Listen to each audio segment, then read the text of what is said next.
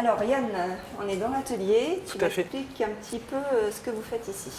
Alors donc on est une petite équipe de 5-6 personnes à temps plein, on va dire. Je compte aussi le scénariste dans les 5-6 personnes.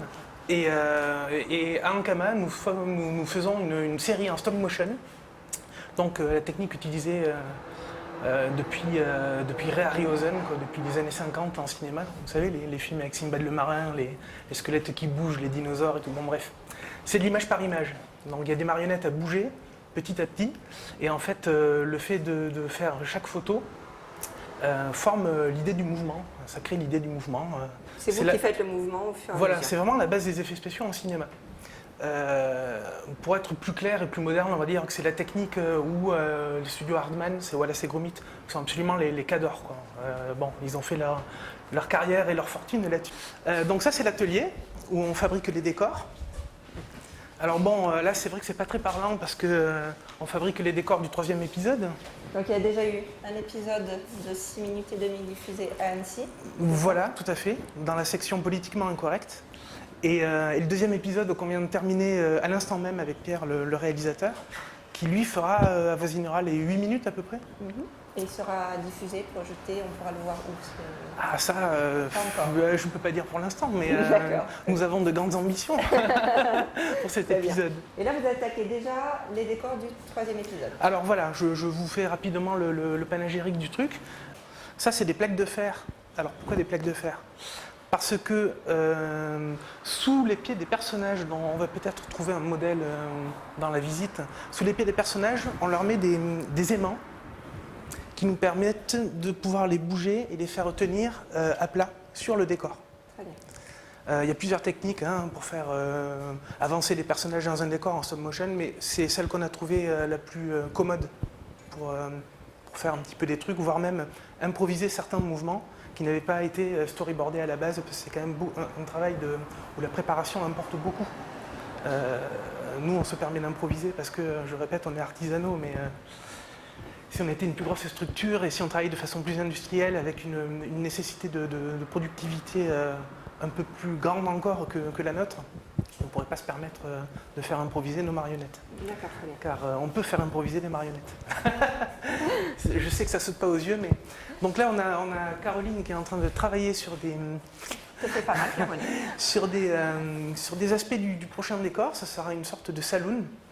Alors on voit le bar, Voilà, le bar. Elle est en le train piano. Voilà, le piano. Alors les touches sont amovibles. Wow. Elle a bien travaillé. Je trouve qu'il est pas très bien accordé, mais bon, à la limite. On verra ça en post-prod après. Voilà, exactement, c'est la musique qui fera l'illusion. Donc, c'est un travail très minutieux, hein. C'est du balsa Oui. qui est teinté, peint, poli. Combien de temps il vous faut pour faire les décors, je dirais?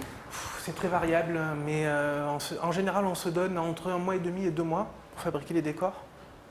En sachant qu'un épisode, c'est entre 8, 10 mois, 6 mois, 10 mois à peu près. Alors, du tout début à la toute fin, effectivement, c'est 8 mois. Mais on va dire que l'écriture de scénario peut prendre 3 semaines. C'est des scénarios qui sont écrits avec mon propre frère et avec Pierre. Donc on écrit à 3. On se connaît bien, donc ça va assez vite. On est sur la même longueur d'onde en ce qui concerne l'humour et la façon de gérer une histoire. Et à partir de là, on peut dire que d'une certaine façon, on travaille en famille, donc ça permet d'aller plus vite, d'être plus efficace d'un secteur d'activité à l'autre.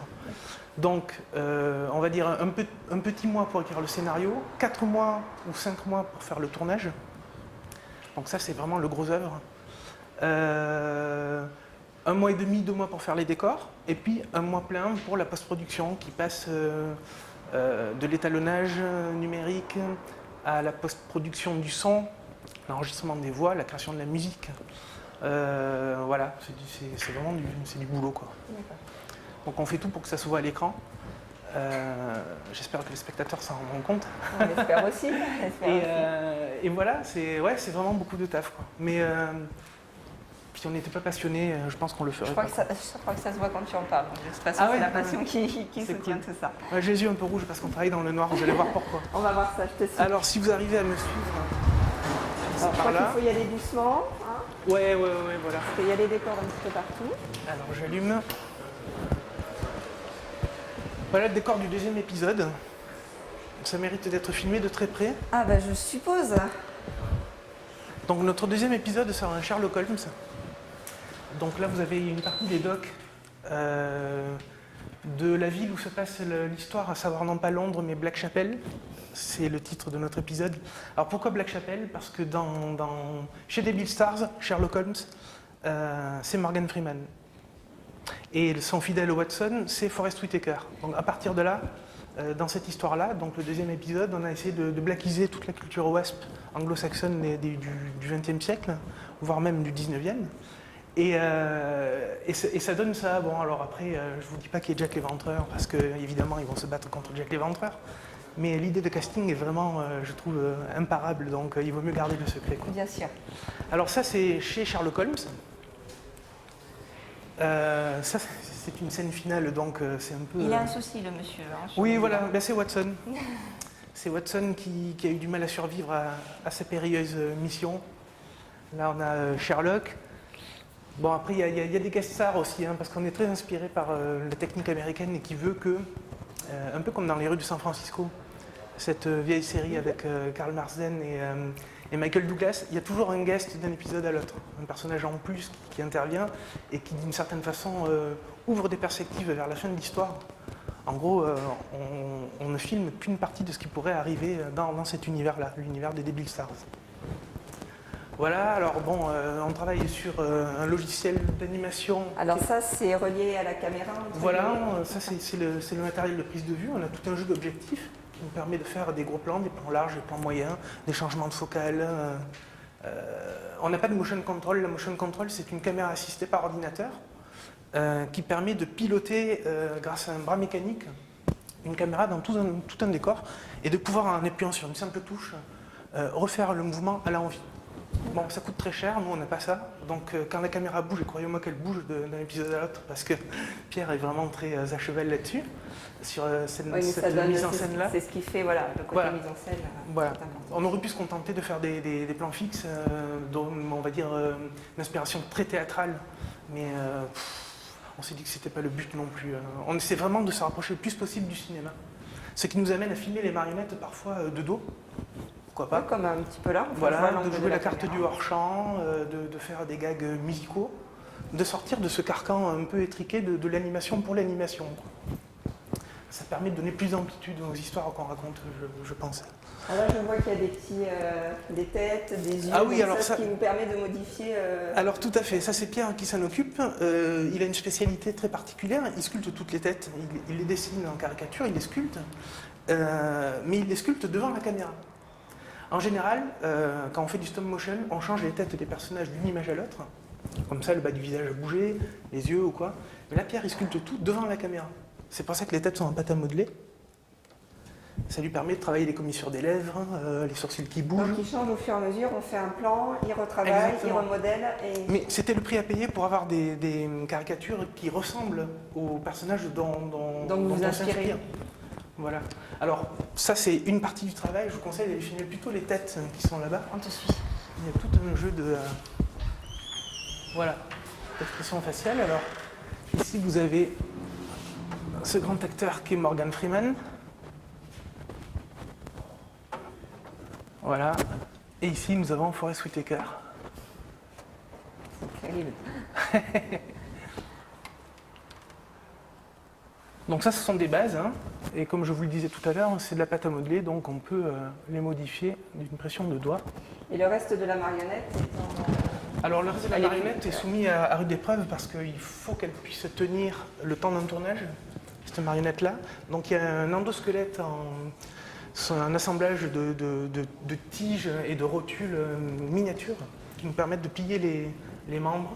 Avec une sorte de mémoire de forme. C'est-à-dire, si on plie le bras comme ça, il ne faut pas qu'au moment où on tourne, le bras se déplie un petit peu, sinon le mouvement est foutu. Donc nous, je le disais tout à l'heure, on apprend notre travail. On a multiplié un petit peu les péripéties en ce qui concerne la fabrication de ces marionnettes, qui, pour le premier épisode en tout cas, n'étaient pas ultra fonctionnelles. Mais on apprend de nos erreurs. Et sur le deuxième épisode notamment, le travail s'en est trouvé vraiment amélioré et facilité. Parce que bon, voilà, il n'y a pas d'école pour ça. Hein. Je parlais d'artisanat tout à l'heure. Il faut vraiment faire des recherches sur le tas pour trouver quelque chose qui corresponde le plus possible au travail de Pierre qui anime les marionnettes. Moi, je suis celui qui corrige parfois, en tout cas aide à faire un bon mouvement, et je suis le monteur de la série aussi. Donc le fait d'être présent sur le plateau au moment où Pierre fait son animation nous permet de ne pas filmer pour rien. Parce que une image, il faut la faire. Au cinéma, c'est génial. Au cinéma, on filme, on appuie sur un record et puis c'est réglé, quoi. Mais là, si on veut faire un plan de 6 secondes, 120 frames, un peu plus, il faut faire toutes les frames, les images, les unes après les autres. On ne peut pas se courir le risque de filmer un plan de 6 secondes pour, une fois arrivé au montage, se dire finalement, ça va pas. Voilà, donc tout un jeu de spots. On est arrivé ici en Kama, il n'y avait rien. Hein. On inaugure ce secteur-là. Le secteur du stop motion, il n'y avait que des murs blancs. Alors il a fallu mettre ces rampes à spots, il a fallu trouver les spots qu'il fallait. Il y en a de différentes sortes. C'était un travail de... Un vrai Bronx. Écoute, donc voilà. C'est plutôt pas mal quand on voit ça, quand on arrive après la bataille, comme on dit. Oui, mais c'est toute la magie de ce boulot-là, c'est que effectivement, quand arrive la fin de la journée et qu'on s'est évertué à faire bouger un personnage ou à lui faire dire quelque chose, quand arrive la fin de la journée, que le plan est fini et que ce personnage vit sous nos yeux, qui bouge alors que nous on l'a jamais vu que fixement, hein, c'est pas Toy Story, quoi, il bouge pas quand on tourne le dos. C'est toujours magique, quoi. C'est excellent. Du coup, ça nous donne envie de les faire bondir, se battre à l'épée, tirer au pistolet, se raconter des vannes, prendre un verre, bousculer une table. Enfin voilà, on essaie de jouer de vraiment leur faire jouer la comédie. Ouais, l'interaction le plus possible. Alors après, il y a des choses qu'on ne peut pas inventer sur le plateau. Ça, c'est un doc. Et qui dit doc dit eau. Donc l'eau, on ne va pas s'amuser à l'animer image par image. Hein. Oui. Alors c'est vrai qu'il y a des techniques, notamment dans les années 50-60, Ray Harryhausen faisait ça quand il travaillait sur Sinbad. Il animait de l'eau, une matière entre le papier alu, le plastique, il l'animait image par image pour faire des vagues et tout. Bon, alors de nos jours, voilà, 50 ans après, on se dit que c'est quand même mieux de le faire en image de synthèse, tout ce genre de trucs. Donc c'est un mélange d'image par image plus d'images voilà, de synthèse. d'images tournées en dur et d'effets qu'on appelle effets composites. D'où les fonds qu'on peut voir. D'où les fonds verts, tout à fait. Alors bon, c'est pareil, il faut avoir quand même pas mal d'imagination parce que quand on tourne une séquence se déroulant au bord de l'eau mais que l'eau n'est pas sous nos yeux, il faut attendre plusieurs mois que les effets spéciaux soient terminés pour enfin avoir le plan final sous nos yeux. D'accord. Et là, qui c'est qui s'occupe des effets spéciaux Alors il s'appelle Vincent Bonduo. Il travaille déjà en Kama, il travaille sur Wakfu. Il s'occupe des animatiques du dessin animé. D'où l'avantage de travailler pour Ankama, c'est qu'on a toute une équipe et tout un staff qui peut, au pire des cas, vous filer un petit coup de main. Mais c'est super, on a 2 étages à monter pour lui dire au fait, est-ce que tu as fait ça? Non, je ne l'ai pas fait, tu le feras demain. Enfin bon. Ouais, ça se passe super bien. Le fait que tout soit centralisé, c'est cool, quoi. Ah bah écoute, c'est super. Voilà. Qu'est-ce que je peux vous dire de plus? Je ne sais pas trop. Non, je crois que c'est parfait. On a fait un bon petit tour de ce qu'était votre projet et puis la partie... Alors oui, pour terminer, je vais essayer de résumer quand même le concept. Bien sûr. Donc l'idée est la suivante, c'est de prendre des personnages de la culture populaire, ou alors qu'elles soient littéraires, musicales ou cinématographiques, avec quand même une préférence pour le cinéma et la littérature, ou la BD non, parce qu'il y a des questions de droit à payer, donc on va dire littérature et cinéma surtout. Et donc de prendre des personnages emblématiques de ces secteurs artistiques et de les faire se rencontrer à l'occasion d'histoires un peu improbables, voire carrément surréalistes, quoi. Donc dans le premier épisode qui s'intitule The Good Feather, c'est l'histoire de Charles Ingalls qui rencontre Tarzan. Il y en a un qui veut couper du bois pour fabriquer la petite maison dans la prairie, et l'autre qui vit dans les bois, il n'a pas du tout envie de voir la forêt se faire raser comme ça pour cette raison-là. Donc évidemment, ça va créer des conflits. Et ce conflit va être réglé par l'irruption d'un 3e personnage qui lui appartient ni au côté bonbon sucré de la petite maison dans la prairie, ni au côté écolo, hardcore de Edgar Rice Burroughs quand il écrit Tarzan. J'ai nommé Leatherface. C'est le tueur maniaque à la tronçonneuse, le massacre à la tronçonneuse. D'accord. On est toujours dans les bois. Hein. Il y a la hache, la tronçonneuse et puis il y a Tarzan. On reste, il y a quand même une thématique de base. Voilà. Donc là, il y a un sous-texte écologique dans ce premier épisode-là. Cet épisode-là, Black Chapel, donc, comme je le disais, c'est une relecture de Sherlock Holmes. C'est marrant parce que Pierre a eu l'idée de ce scénario il y a 2 ans à peu près. Et c'était avant que Obama se fasse élire aux États-Unis. Donc, quand on a s'est lancé dans le projet et que Obama venait d'être élu, on s'est dit, oh, on tient quelque chose. Et voilà, Tipa que Guerrici sort son Sherlock Holmes avec Robert Downey Jr. Alors là, on se dit, c'est bon, on est dans le... On est bien dans le... Voilà. Dans le et le 3e épisode, que tout le monde attend, en tout cas nous et les gens qui nous connaissent, ça sera la rencontre entre Bruce Lee et Clint Eastwood. Je vous laisse imaginer ce que ça peut donner. On verra ça dans quelques temps. Oui, on s'y met dans 2 ou 3 mois. Voilà, le temps de finaliser complètement celui-là voilà. Et puis d'attaquer l'autre. Écoute, merci beaucoup. De rien, vous repassez quand vous voulez. Avec grand plaisir. À bientôt. À bientôt.